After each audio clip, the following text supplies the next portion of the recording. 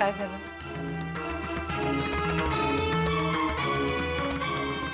काय जाऊ द्या.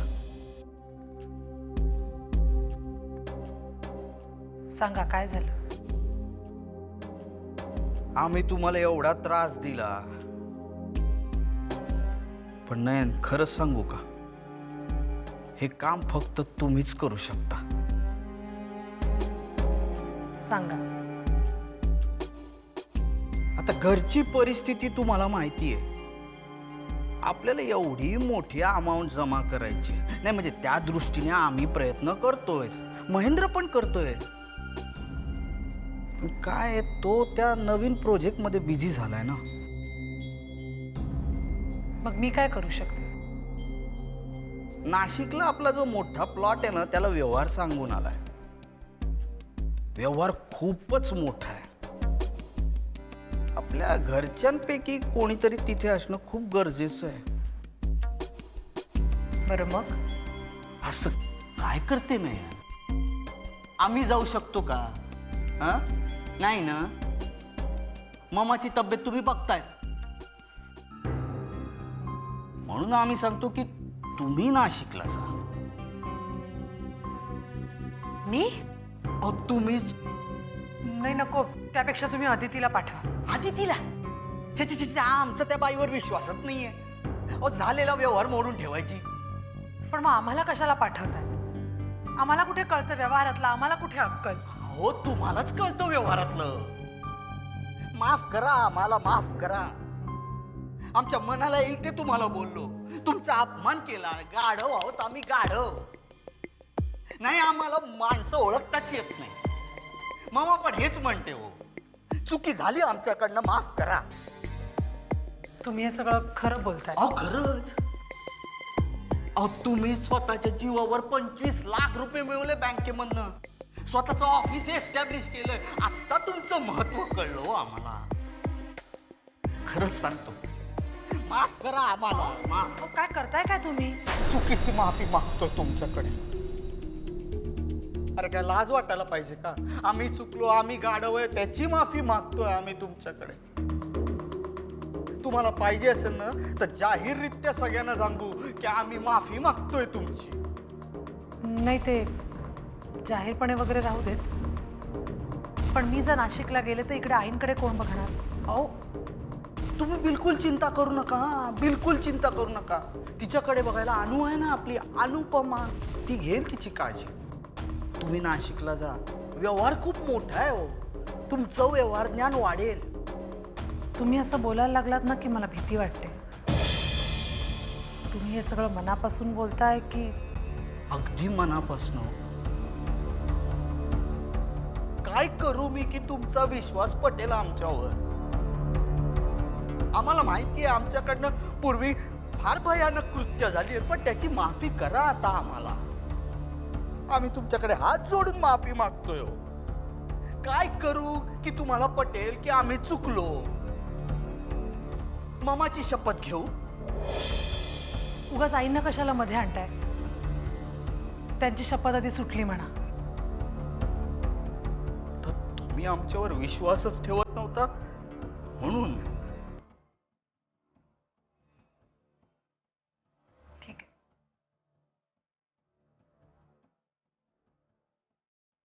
मी यावेळी पुन्हा तुमच्यावर विश्वास ठेवते. पण आता मात्र शेवटचं, आणि तेही या घरासाठी. या घरासाठी जर मी काही करू शकले तर मला खरंच खूप बरं वाटेल. त्यातून हा व्यवहारही स्वच्छ आहे म्हणून मी जाईन नाशिकला. हो ना. मग तुम्हाला आत्ताच्या आत्ता निघायला हवं. नाही, फॉर्मॅलिटीज पूर्ण व्हायला 8-10 दिवस तरी नक्की लागतील. मी लागते तयारीला.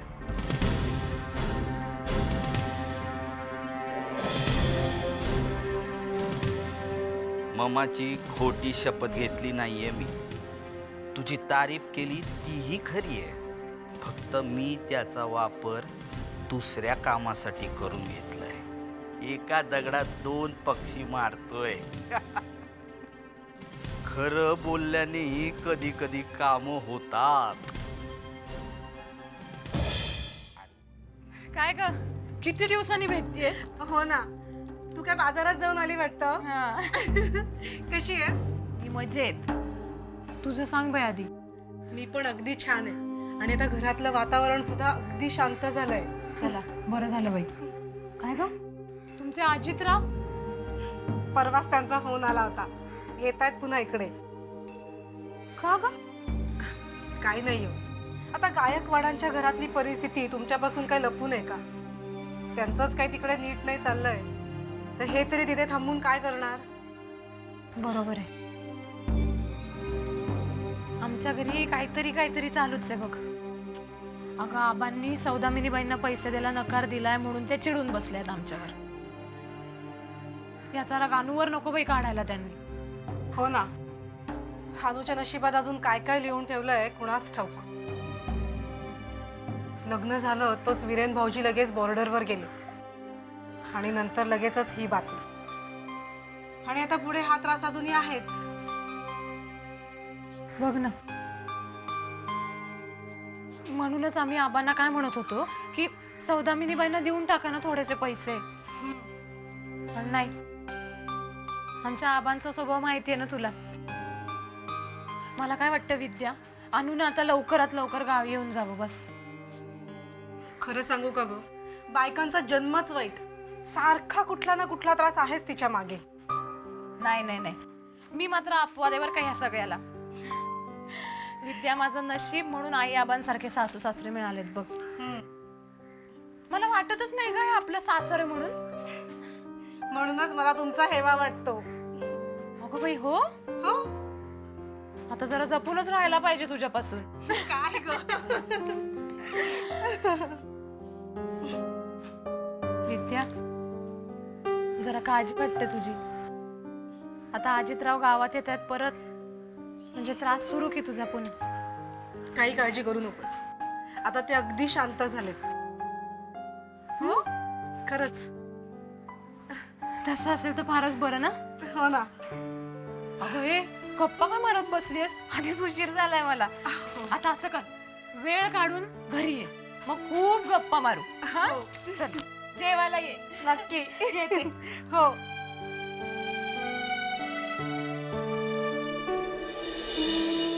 सांगितलं ना मग एकदम असं तापातापी करायचं नाही बस उगाच अडवलं तुम्ही मला, नाही तर पुजाऱ्याला सोडलाच नसता. अरे होय बाबा, मी म्हंटल ना डोकं शांत ठेवायचं, उगाच असं तापातापी करायची नाही. पण मी काय केलं का? तो आपल्याकडे बघून कसा हसला पाहिलं नाही का तुम्ही? त्यानं काय अंगाला भुकं पडणार आहेत का आपल्या? हे असं तुम्ही दुर्लक्ष करताना म्हणून त्या फालतू लोकांचं फावताय बघा. काय झालं? काही नाही, आम्ही रस्त्यानं चाललो होतो, तो पुजारी दिसला आणि ओबा टाकला. नाही नाही, तसं काय बी नाही झालं. आम्ही गप गुमान चाललो होतो आणि मी पाहिलं बी नाही त्याच्याकडं, तर त्यानं माझ्याकडे बघून हसला आणि त्या शेजारच्या माणसाला काय बाय सांगत होता. आबा तुम्ही पकडला नसताना तर चांगला काढला असता त्याला. अरे पण मला कळत नाही, असल्या माणसाला मारून आपला हात कशाला घाण करून घ्यायचे. एक लक्षात ठेव, चिखलात दगड मारला का नाही तर चिखल आपल्या अंगावर उडणार. पण काय आपण नुसतं गुमान राहायचं का? गप बसायचं? त्यांनी कायम आपल्याला त्रासच दिलेला आहे. तुमच्यावरती चोरीचा आळ घेतला, तुम्हाला तुरुंगात पाठवलं. आपली कविता ती ते प्रौढ शिक्षणाचा क्लास घेत होती, तिला बी त्रास दिला. आपण काय हातावर हात ठेवून राहायचं का? अरे बाबा, देव हाय, तो समजा बघतो हाय, तोच शिक्षा करील बघ त्याला. हा, देव करतोय शिक्षा. आज जामिनावर सुटून आलाय, मस्तपैकी फिरतोय. कुठं केली देवाने शिक्षा? तसं नसतंय. मी काय सांगतो बघ, कसं असते, देव काय करतो, जो पुण्य करतो का नाही त्याचा पुण्याचा घडा भरतो, आणि जो पाप करतो का नाही त्याचा पापाचा घडा भरतो. याचा कवा भरतो ते बघूया, वाट बघत थांबूया. आपण वाट बघत थांबायची? आबा, देव स्वतःहून कोणाला बी शिक्षा करत नाही.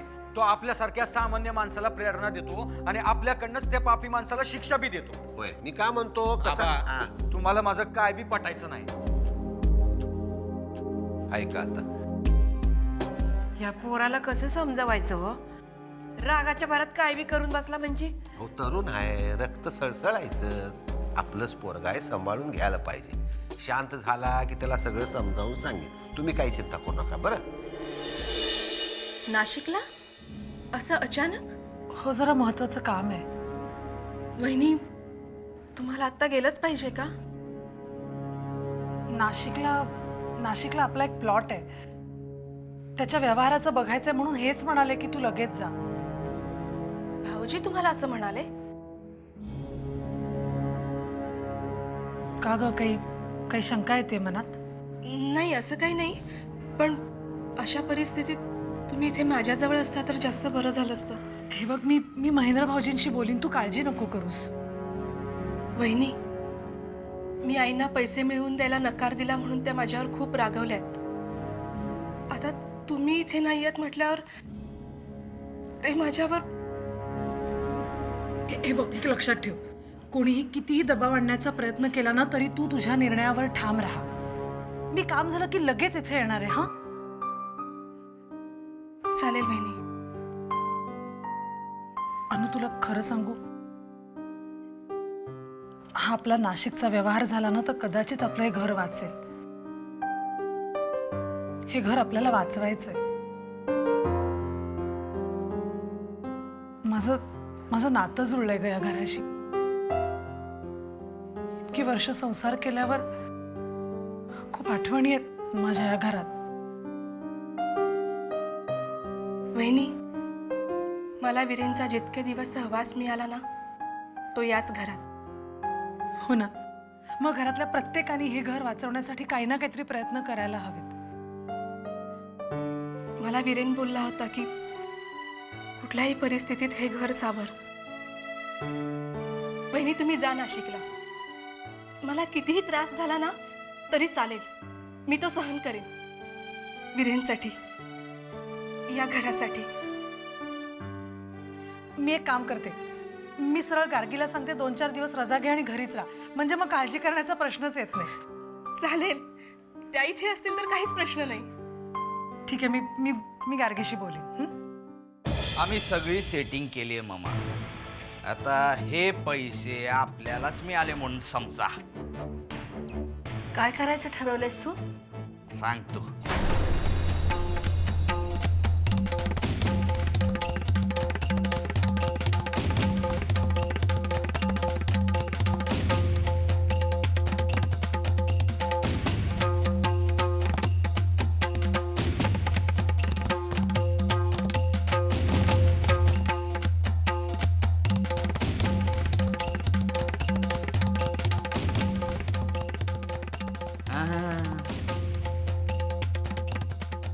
आता नाही म्हणायचं नाही.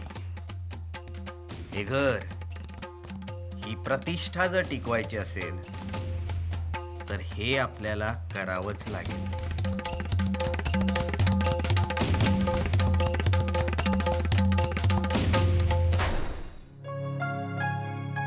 अरे वा, आज अगदी लवकर आलात. काही गडबड वाटतं. गडबड कसली ग? पण माझं खरंच असं म्हणणं, थोडं घराकडे लक्ष देत जा ना गार्गी. देईन देईन, नक्की घराकडे लक्ष दे. हे बघ अनु, आता माझ्यासाठी कॉफी घेऊन येते. कॉफी प्यायले ना की चटकन घराकडे लक्ष द्यायला सुरुवात करेन. आगाऊपणा करू नकोस. मी काय म्हणते, तू थोडे दिवस रजा घेतेस का? हा, मी काय म्हणते, त्यापेक्षा मी ऑफिसच इथे सुरू करू का? म्हणजे काय होईल की काम सुद्धा करता येईल आणि घराकडे सुद्धा लक्ष गार्गी, देईल. मी सिरियसली बोलतीये. अगं असं काय करतेस? मी कामानिमित्त नाशिकला चालले, ही इथे एकटी आहे ग. घरी हिच्या बरोबर कोणीतरी असणं गरजेचं नाहीये का? आता हे काय काढलंयस तू नाशिकला जायचं? अगं मीच तुम्हाला सांगणार होते, मी दुबईला चालले. इव्हेंट आहे माझा, प्लीज. अगं आता वहिनी, तुम्ही ना उगाच काळजी करताय. काही दिवसांचाच प्रश्न आहे ना, मी सांभाळीन सगळं. बघ, ती आता सांगते ना ती सांभाळेल म्हणून. तुला ना उगाच सगळ्यांची काळजी करायची सवय झाली आहे वहिनी. गार्गी, तू घरी नसतेस ना म्हणून तुला घरात काय चाललंय नीटसं कळत नाही. अगं गार्गीताई, काहीच प्रॉब्लेम नाही. तुम्ही निश्चिंत मनाने जा दुबईला. चालेल अगं, आणि फक्त 3-4 दिवसांचाच प्रश्न आहे. मी पटकन येणार. ओके. मी कॉफी आणते. हा, तुम्ही घेणार वहिनी? नाही, नको.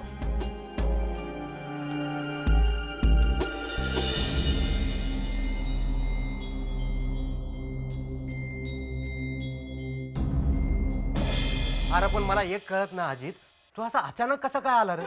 आणि वेळच तशी आली या. अरे पण तो उत्तमराव तुझ्या वाईटावर आहे ना हो. त्या उत्तमरावाची काळजी तू कर नगस. त्याचं काय करायचं ते म्या बघतो. ऐक, म्या इथं आलोय ते एका वेगळ्याच कामासाठी. आता वेगळं काम कसलं काढलं आता? मारत्या, 10 कोटी रुपये आपल्या हाताशी आलेला असं परत गेला. होय. आपल्याला काय बी करून ते 10 कोटी रुपये परत मिळवायलाच पाहिजे. अरे पण ते आता कसं जमणार? जमणार का नाही जमणार? माझ्याकडे लय भारी उपाय आहे. हा उपाय जरा झाली मै, पर तुझी साथ मिळाली तर लय जमणार. हे काय बोलणं झालं वय अजित? अरे मी कायम तुझ्या बरोबरच आहे ना व. बोल.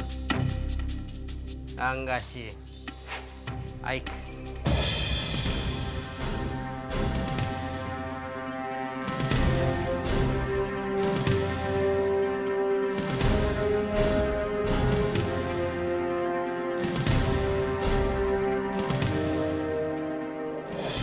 कळलं का? होय. अरे पण उत्तमराव या समजात साथ दिली ना व. आरती उतम्या काय त्याचा बाबी साथ देईल.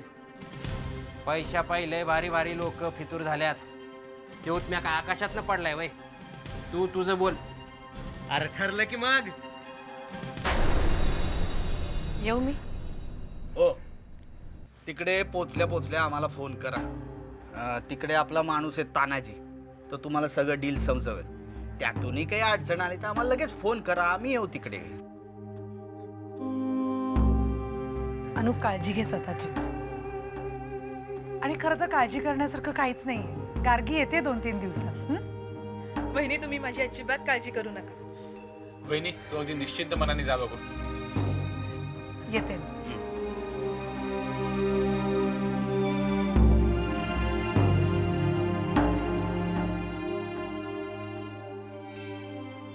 उपेंद्र, मला वाटतं तू नयन वहिनीला नाशिकला पाठवायला नको होतस. अरे महेंद्र, मग कोण जाणार होत? तू तुझा प्रोजेक्ट सोडून 8-10 दिवस नाशिकला जाणार होतास का? अरे आम्ही इथून हलू शकत नाही. नयन हुशार आहे, सगळं समजून घेईल तिकडे. अरे वा, नयन वहिनीबद्दलचं तुझं मत फारच बदललेलं दिसतंय. खूप फरक पडलाय तुझ्या वागण्यामध्ये. होता. पूर्वी काही गैरसमज होता आमच्या मनात, पण आता आमचं वागणं बदललंय. अहो, स्वकर्तृत्वावर 25 लाख उभे केलेत त्यांनी. स्वतःचा बिझनेस चालू करतायत. आमचे डोळे उघडले बघा. Very good. फक्त तुझं हे मत असंच कायम राहू दे म्हणजे झालं. म्हणजे काय म्हणायचं तुला? नाही, मला एवढंच म्हणायचंय की तुझ्या वागण्यामध्ये जो बदल झाला आहे तो बघून मला खूप आनंद झाला.